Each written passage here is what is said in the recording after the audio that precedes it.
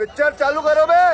सुप्रिया जी, जम्मू कश्मीर पर ही हम बात कर लेते हैं। जम्मू कश्मीर में आपका और नेशनल कॉन्फ्रेंस का गठबंधन हुआ है, सीटों का तालमेल भी हो गया।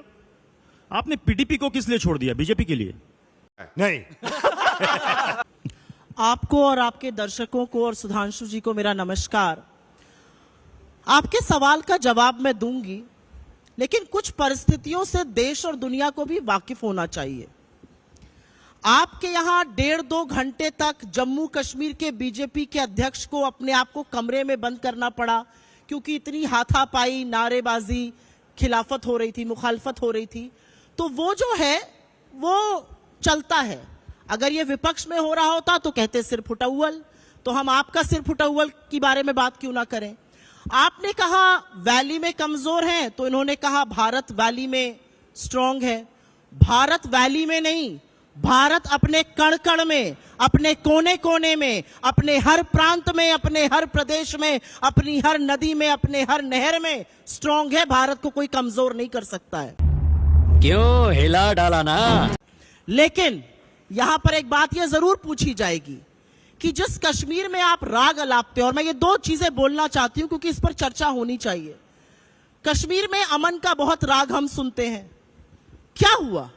2024 का लोकसभा चुनाव हुआ, आप बारामूला से भाग गए, आप अनंतनाग राजौरी से भाग गए, आप श्रीनगर से भाग गए। आप क्यों नहीं कहीं चुनाव लड़ पाए? आप सत्तारूढ़ दल है दिल्ली में, आपको इतनी हिम्मत दिखानी चाहिए थी। आप कहते हैं शांति है, लड़ते चुनाव। यही तो लोकतंत्र है। लोकतंत्र में चुनाव लड़ना सबसे बड़ा, मुझे लगता है कि एक सत्तारूढ़ दल के लिए बड़ी बात है। क्यों नहीं लड़े आप? और एक बात मैं थोड़े दुख के साथ कहना चाहती हूं, इनकी सरकार को बने 78 दिन हुए हैं। इन 78 दिनों में जम्मू और कश्मीर में 19 आतंकी हमले हुए हैं, जहां पर हमारे 19 जाबाजों की शहादत हुई है, 56 से ज्यादा जाबाज घायल हुए हैं। लेकिन हम एक शब्द नहीं सुनते हैं। श्रद्धालुओं से भरी बस पर जम्मू में अब आतंकी हमले हो रहे हैं, हम एक शब्द नहीं सुनते हैं। ये जो पीठ ठोकने की राजनीति है, ये जो सीना ठोक कर इधर उधर की बात करने की राजनीति है, ये आंकड़ों के आगे क्यों फीकी हो जाती है? प्रधानमंत्री इस देश के, और हम सबके प्रधानमंत्री, ये बात कह के मैं अपनी बात खत्म करके आपके सवाल पर जाती हूं। इस देश के प्रधानमंत्री हम सबके प्रधानमंत्री हैं।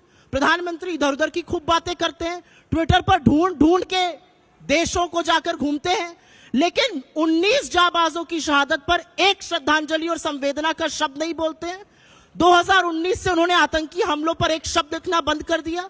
क्या यह सही है? क्या यह जाबाजों का सम्मान है? क्या यह श्रद्धांजलि एक कृतज्ञ राष्ट्र देगा इनको? यह मैं पूछना चाहती हूं। ये तो लेटेस्ट न्यूज है।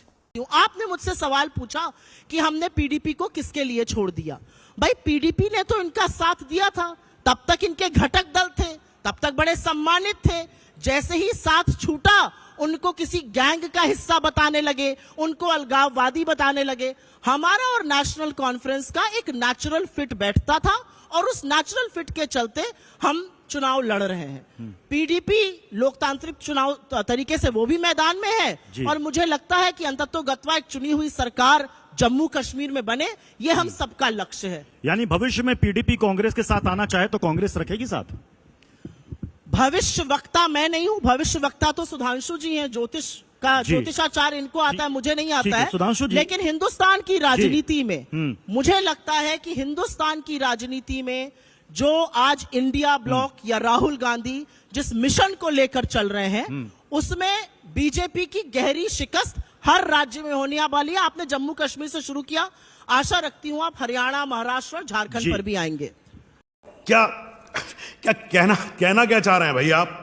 कहें कि शून्य, कश्मीर में शून्य है, जम्मू में भले आपकी सीटें हैं। मैं सुप्रिया जी आपसे पूछना चाहता हूं, राहुल गांधी जी ने कहा कि यहां पर हम नफरत के बाजार में मोहब्बत की दुकान खोलने आए हैं। लोकसभा चुनाव में तो आपका खाता ही नहीं खुला जम्मू कश्मीर में। मैं एक बात का उल्लेख करके आपके सवाल पर आ रही हूं। इन्होंने क्रमशः जवाब दिया था, तो मुझे लगता है मेरी भी नैतिक जिम्मेदारी है कि मैं कुछ क्रमशः बातें कर दूं। भारत तो हर जगह मजबूत है। आपकी सांसद, आपके मंत्री लोग कह रहे हैं कि यहां पर अमेरिका और चीन अस्थिरता पैदा कर रहा है। आप किसानों को हत्यारा और बलात्कारी कहने पर तो कहते हैं पलड़ा झाड़ के, भैया ये हमारा बयान नहीं है, ये कंगना जी का बयान है।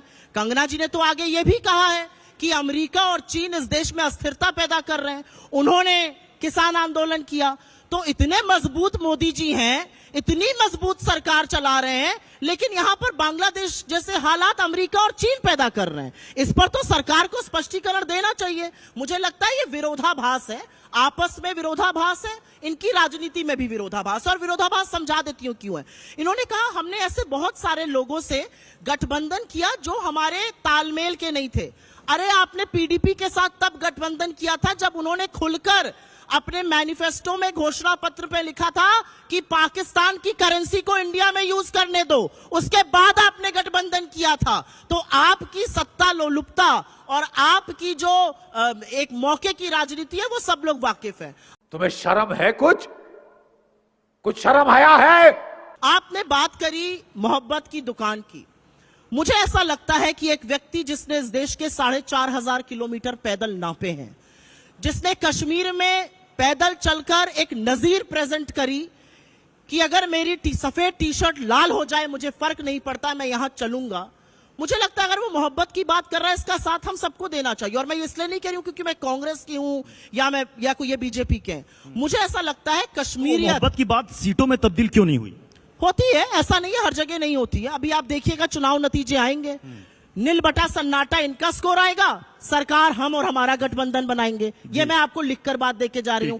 हरियाणा हम जीतेंगे, महाराष्ट्र हम जीतेंगे, झारखंड में दोबारा से हमारी सरकार हम बनाएंगे। और एक बात बस छोटी सी कहकर आप उसके बाद डिबेट को आगे ले जाइए।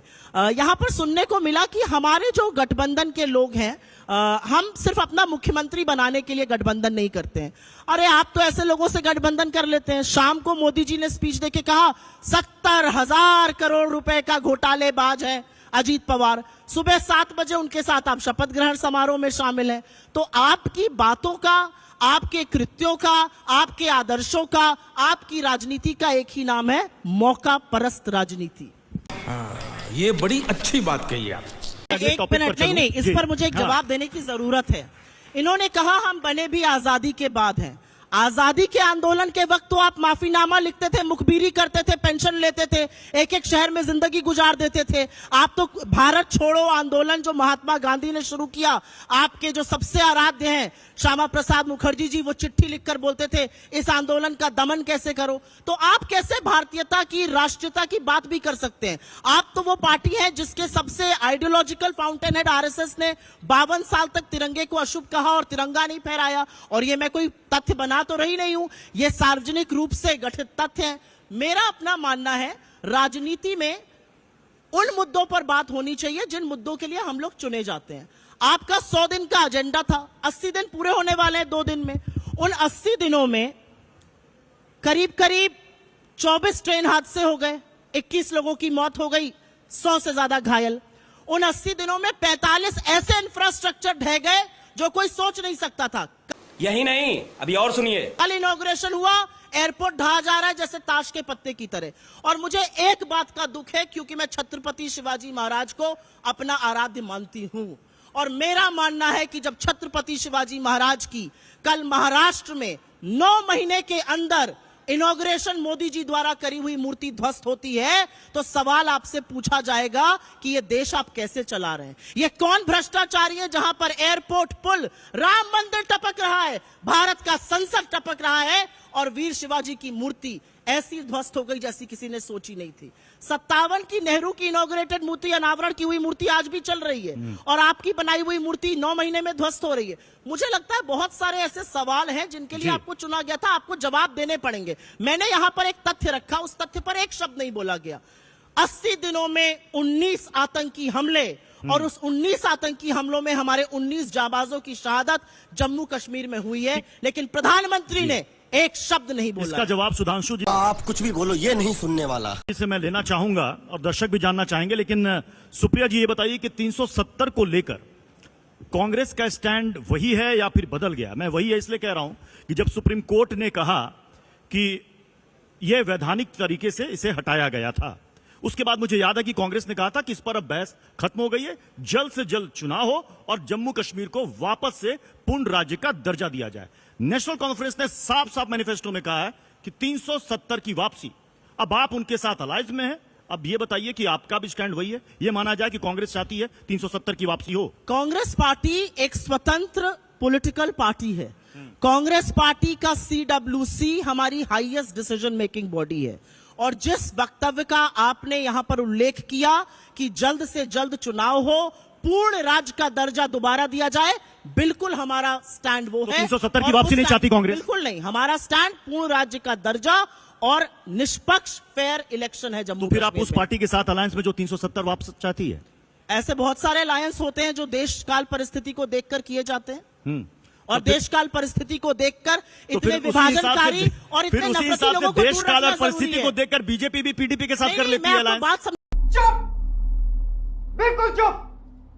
हिम्मत कैसे हुई तेरी मुंह खोलने की? एक मिनट, मैंने सबसे आपको ये पूछना बात, चाहती है एक मिनट, मैंने इनको ये झूठ परोसते हुए कुछ मंचों पर देखा है, तो इनके झूठ का पर्दाफाश करूंगी।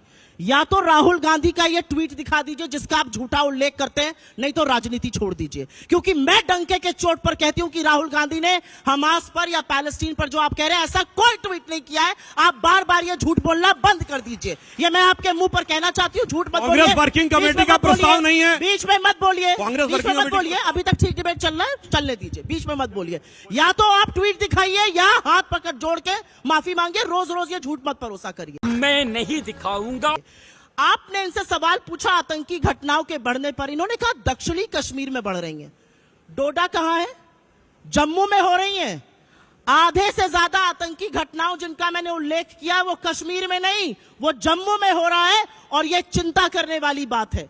इन्होंने, और आप तो संसद में और संसद में रहकर झूठ बोलते हैं। अरे संसद में रहकर आपको इतनी तो जानकारी होगी कि मुस्लिम्स में भी ओबीसी होता है, ओबीसी रिजर्वेशन उनको भी मिलता है। तो इस तरह की झूठी बातें नहीं करनी चाहिए, और अपनी आईटी सेल की फेक न्यूज को यहां मत फैलाइए। पहली चीज, मैं यहां पर एक बात जरूर बोलना चाहती हूं। इधर उधर का उल्लेख कर दिया, पाकिस्तान तक पहुंच गए। अरे पाकिस्तान तो आप गए थे बिरयानी खाने, सिवई खाने।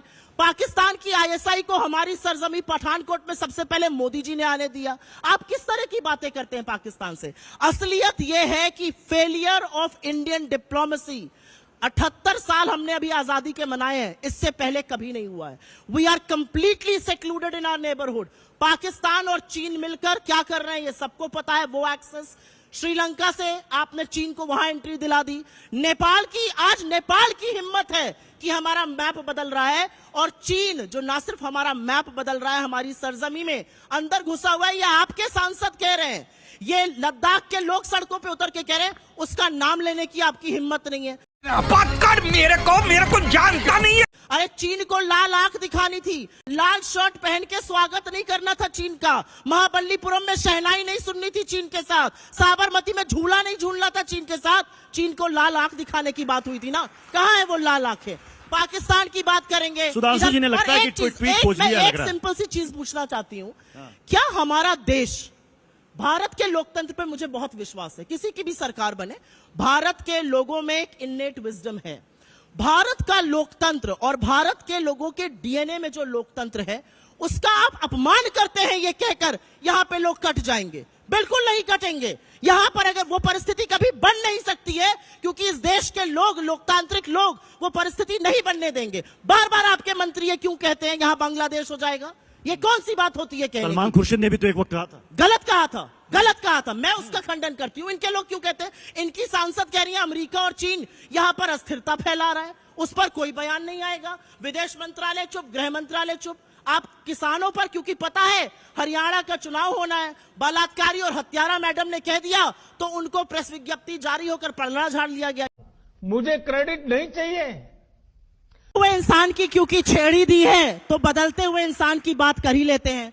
जब मैं मुख्यमंत्री रहूंगा तो मैं जीएसटी का पुरजोर विरोध करूंगा, लिख लिख के विरोध करूंगा, और प्रधानमंत्री बनकर जीएसटी का आर्किटेक्ट मैं ही बन जाऊंगा, नरेंद्र मोदी।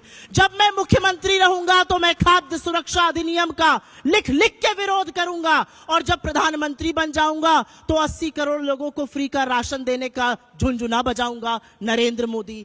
जब मैं आजादी के आंदोलन में नहीं रहूंगा तो मैं मुखबिरी करूंगा, ब्रिटिशर्स को लिखूंगा इसका दमन करो। दमन करो कैसे? यहां पर भारत छोड़ो आंदोलन का, नहीं तो बहुत बढ़ जाएगा, फिर मैं अपने आप को राष्ट्रभक्त घोषित कर दूंगा। असलियत यह है कि राहुल गांधी एक ऐसे शख्स हैं जिन्होंने आपकी दिन की नींद और रातों का चैन उड़ा दिया है। और असलियत यह है कि आपको समझ में नहीं आ रहा है कि उनके उठाए मुद्दों से कैसे निपटे। खत्म, bye bye, tata, good bye, गया।